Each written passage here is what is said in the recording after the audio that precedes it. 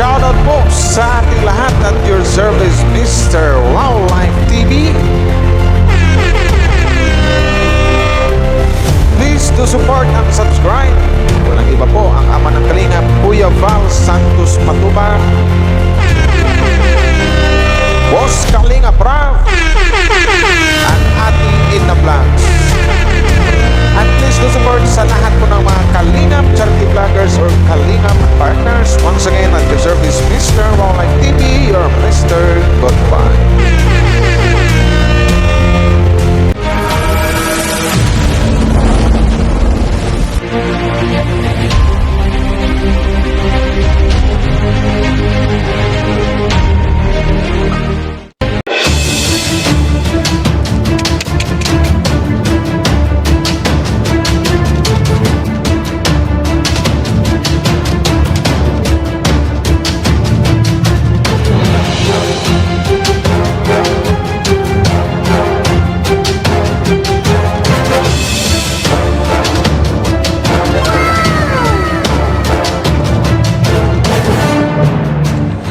Shoutout sa lahat guys, no? Hello po sa inyo. Magandang araw po ng Sabado. Happy Saturday po sa lahat. At your service, Mr. Wildlife TV. Shoutout sa lahat ng Team Kalingap. So yun na nga guys, no? Alam nyo naman siguro na pag yan yung background music ko, alam nyo na medyo issue yung pag-usapan natin ngayon, but in a nice way, in a good way. Yung tipong, dito kasi sa pag-usapan natin, yung tipong wala tayong kakampihan dito. Kumbaga, gitna lang tayo. So yun lang. Maganda yun. So, bago tayo magsimula guys, maraming salamat sa lahat ng mga nakasuporta sa akin. No? Shoutout po sa inyo lahat. Thank you very much. Sa lahat ng mga nakapag-subscribe, thank you po. At yun na nga, bago tayo mapunta doon sa ating usapin, so shoutout muna sa lahat ng mga buong Team Kalingap dyan at suportahan po natin ang lahat po ng mga Kalingap, buong Team Kalingap sa pangunguna po ni Kuya Val Santos Matubang at Inna Vlogs ng Kalingap Rab. So ito na nga, shoutout to Jumcar Matatag fans, silo po sa inyo, sa Danjoy fans, sa Itzy fans, silo po sa inyo at magandang araw po sa inyo. So ito guys, no, magbigyan natin ng maikling reaction about dito sa mga nangyayari. Ganito, ganyan na may mga fans nga daw na hindi nagka-sundo. It's all about, I don't know kung sponsors pa o something like sponsors daw or sa mga fans ng Jumcar. Ang usapin kasi dito tungkol doon sa doon to sa live ni Boss. Shoutout kay Boss July Paunel. Hello po sa inyo, shoutout po. Nagkaroon kasi dito ng mga kanya-kanyang komento, kanya-kanyang comment doon sa live na yun. At saka yun na nga. Well, I don't know, for me doon, hindi ko rin alam kung ano ba to, yung sponsor na ito ba yung, or something like, or magkapareho lang. Pwedeng sabihin na magkapareho lang ba ng name or something like siya ba talaga or ginaya lang yung name niya, basher ba to, something like that. So wala pa tayong clue kung totoo ba to na si Ate Connie, di ba? Si Ate Connie at saka si Ate Jeannie. Connie Sanchez at si Ate Jeannie. Shout po sa inyo. So medyo kasi nagkakaanuhan kasi dito na nagkakalabuan or nagkaroon ng magandang palitan or mga palitan ng mga katwiran yung bawat fans dito sa Jumcar Matatag fans. So ito na napapasa ko yung mga comment nyo kasi marami nakapag-is at kumalat na ngayon ito sa FB, sa Facebook. May sabi dito na serye lang ang Jumcar, wala na ang apo, huwag seryosuhin, lalo na sa mga fanatics. May punto din to. Tama, may nag-comment din na tama si Connie, serye lang po ang Jumcar, mapanood lang tayo at pampag-good vibes lang yan. So may may ambag ka pa, etc. ganito ganyan. So yun na nga, itong bigyan natin ng dito kasi sa mga patotsada do guys, sa mga fans sponsor, kung legit ba na sponsor to, well, we don't know kung ano, pero ipagpalagay na lang natin na legit. Ipagpalagay natin siya. Yun. Kasi dito sa awayan nyo kasi, Hindi po to, kaya nga noon ko pa to sinasabi na hindi to nakakatulong sa Jumcar Love Team actually. Hindi to nakakatulong. Andun na yung sabing magkaroon ng toxic yung mga ibang mga Jumcar fans or mga Jumcar supporters. Andun na yung maghati-hati, may naniwala dito at may niniwala din sa kabilang side. So yun na nga. Pero ang bawat ang bawat comment nyo, kanya-kanya may punto kayo. Yun lang yun. Basta para sa akin lang masasabi ko, unang-una, wala po akong kinakampihan sa inyo, pero hindi po kinakatulong sa dalawa.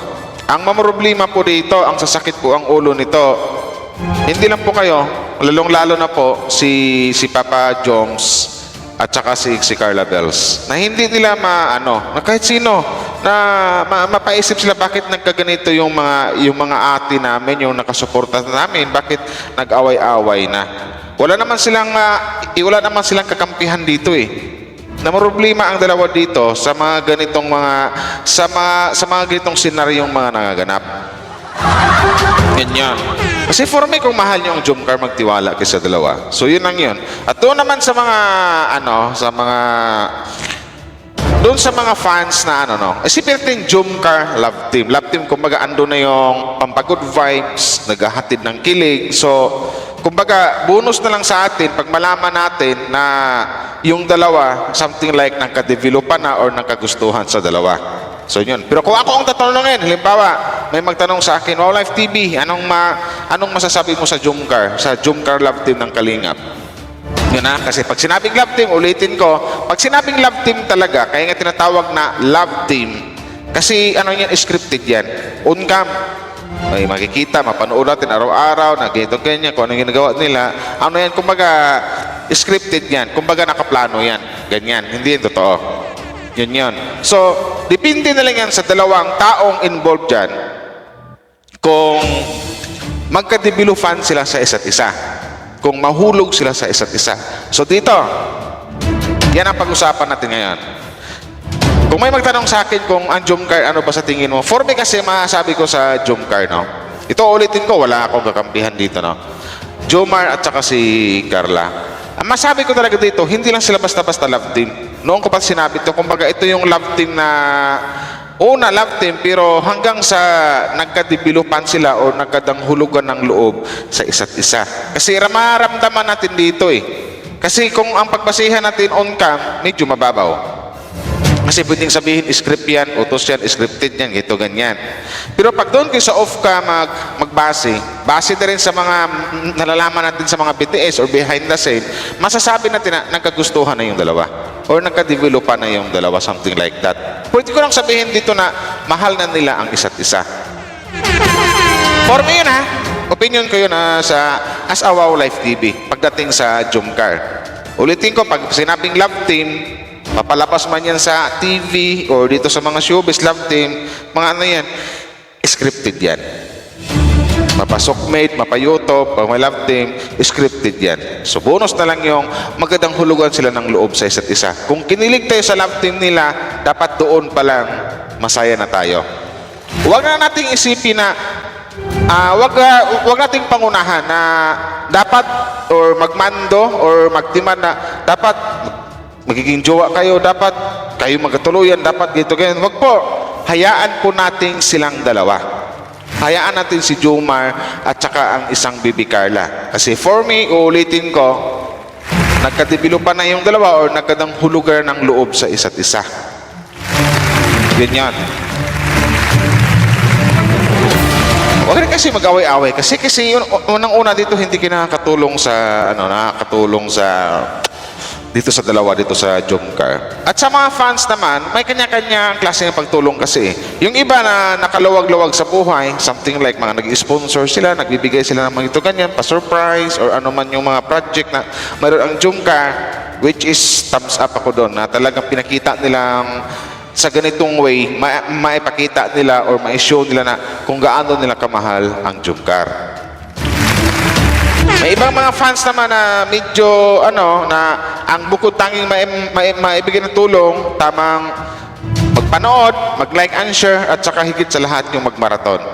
Doon rin nila maipakita na kung gaano nila kamahal ang Jumcar Love Team. Yun yan.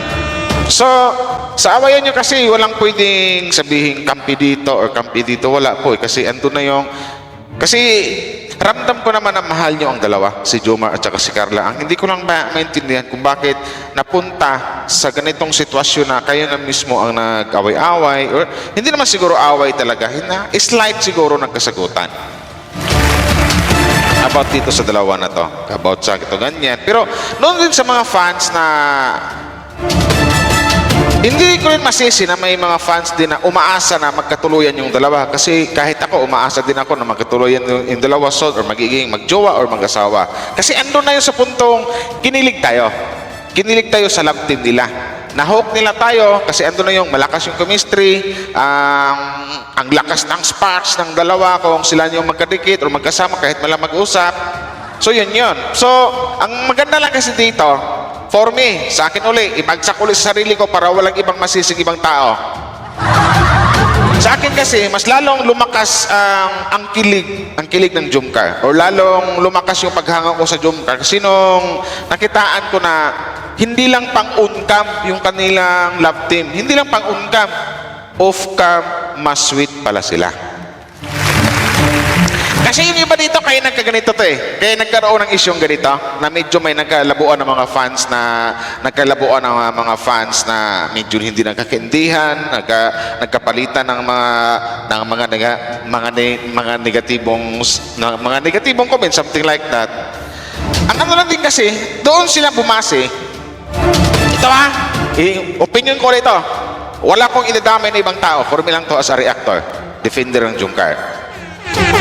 Doon sila bumase doon sa isang scene na nag-I love you si Jomar na hindi sumagot si Carla. Aminin nyo, hindi.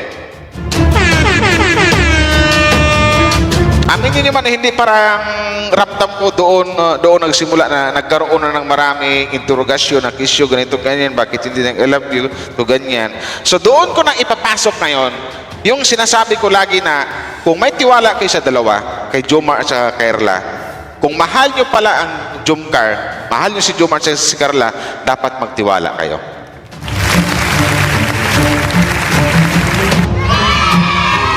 Kasi ang pagsagot ng I love you to, hindi naman yan, for me, hindi yan, it's not a big deal na hindi sumagot si Carla ng I love you to. Hindi big deal yan sa akin yan, hindi yan importante sa akin kung sumagot man or hindi si Carla ng I love you to kay Jomar. Kasi sa galawan pa lang nila, mapa-on cam, mapa-off cam, sa galawan pa lang nila, malalaman na natin na kung anong mayroon sa dalawa. Kung anong mayroon sila. Doon natin malalaman yan.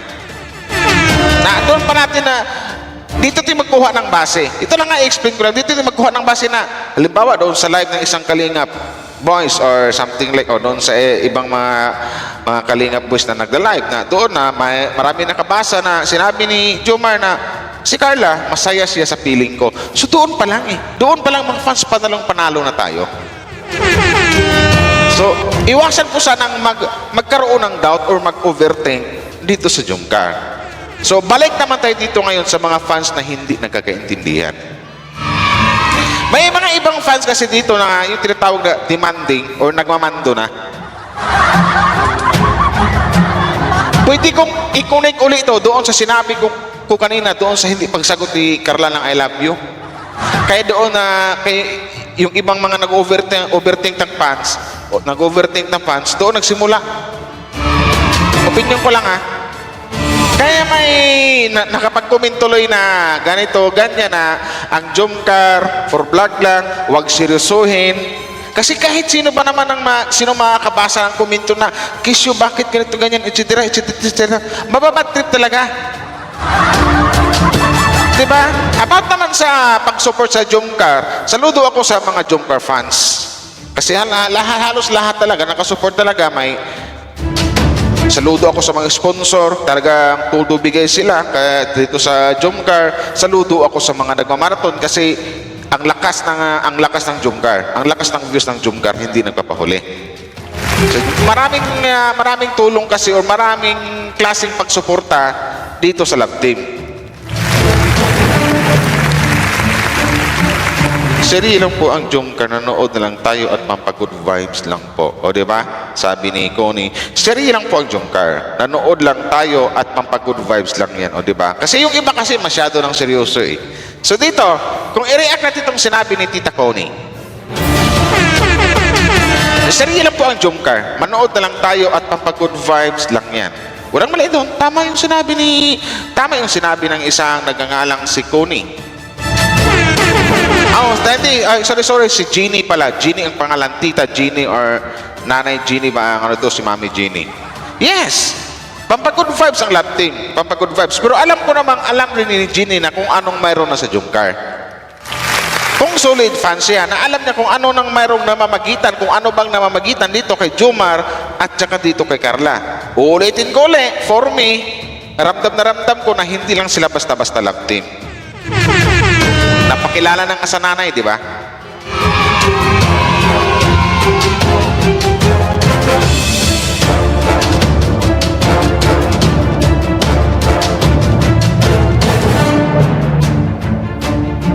Sa pa dito, kasi marami nag-is-is sa akin eh. I-react ko daw.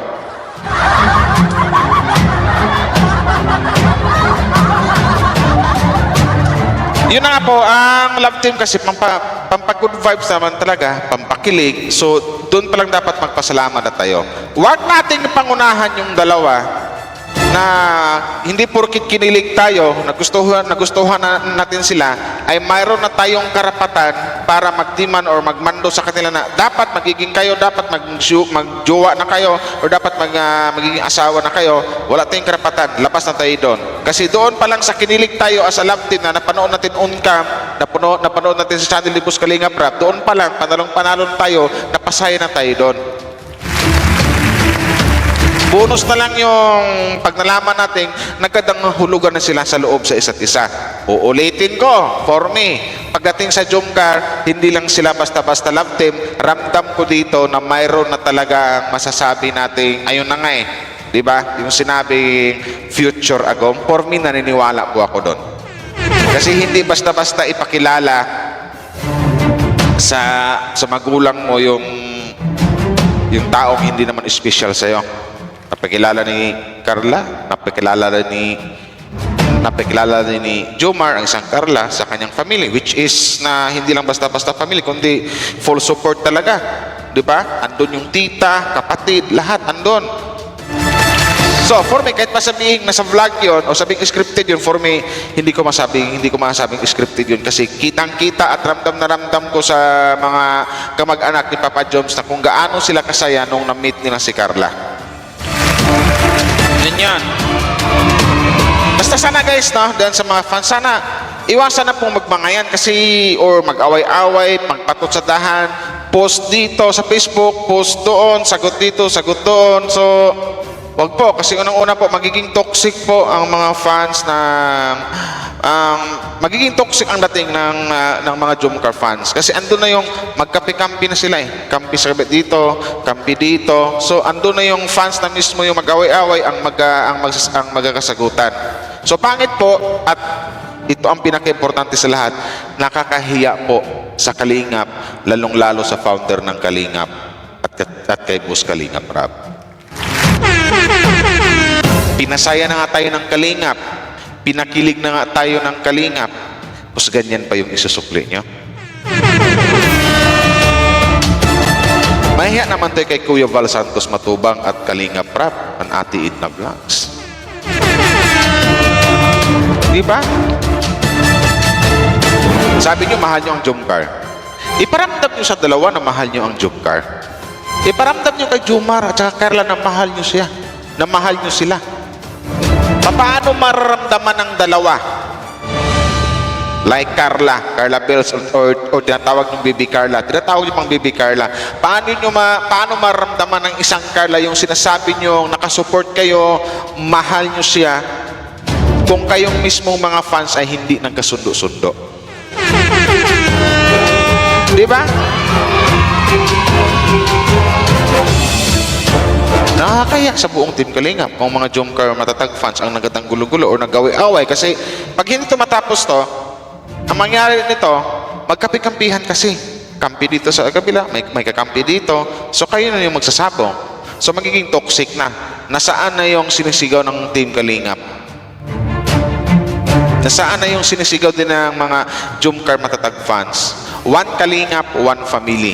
At nasaan yung hashtag yung Jumcar hashtag Matatag? Love and Unity. Paano natin mapairal yan? Kung kayo mismo ang nag-aaway. Pangit po, di ba? Basta dito sa dalawang nagmamangayan na kasi ang dami na kasing post sa Facebook nakikita ko, bakit ganito? Nakakalungkot naman. Mga fans na yung nag-away-away. So, pangit. Tirahan, papa-sponsors man o fans. Sana po hindi po ganon. Isipin po natin dito ang naramdaman ni Jomar at saka yung naramdaman ni Carla. Basta kinilig kayo sa kinilig kayo sa vlog ng Jomcar, doon pa lang magpasalamat na kayo, panalong-panalo na kayo doon. Panalong-panalo na tayo doon. Mas panalong-panalo pa tayo kasi ako, naramdaman ko, Jomcar is not for me, parang hindi na love team to. Level up na sila. Future agom, ika nga, di ba? So doon pa lang, so wag po mag-away-away po. Ang pangit po. Na mismong, masarap na awayin dito yung mga bashers. Awayin nyo yung bashers kasi alam nyo, may basher si Jomar, may basher si Carla. Doon lagi mag-focus. Wag na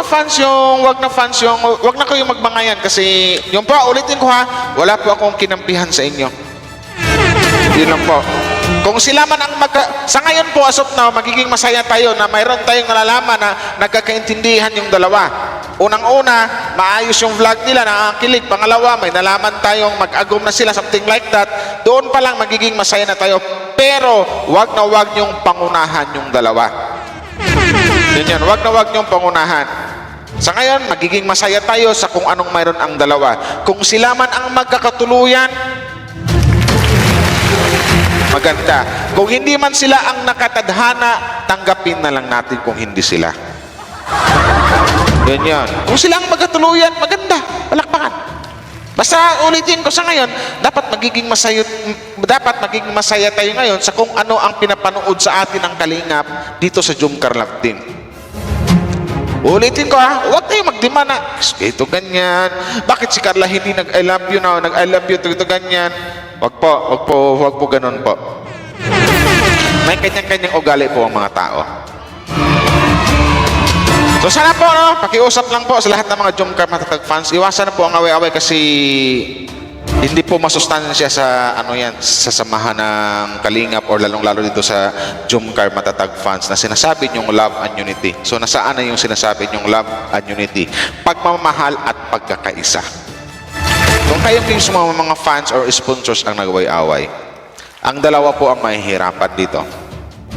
Iniisipin ng dalawa, tayong dalawa, walang problema, nagmamahalan tayo. Bakit yung mga fans natin, bakit yung mga supporters natin sila ang nag-away-away?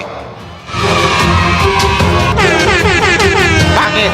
Ipairal pa natin yung love and unity, yung sinasabi ng Jomcar Matatag fans, one Kalingap, one family. So yun lang guys. Maraming salamat po, Wow Life TV. Maraming salamat sa mga nag-like and share. Wala pong kinampihan kasi bawat naman nila, may mga punto sila eh. May mga punto sila pero ang mali ang dito, ang naapektuhan dito, hindi lang sila, kundi yung dalawa. Jomar at Carla, pati yung buong Team Kalingap. So salamat sa lahat guys. Thank you. Wow Life TV.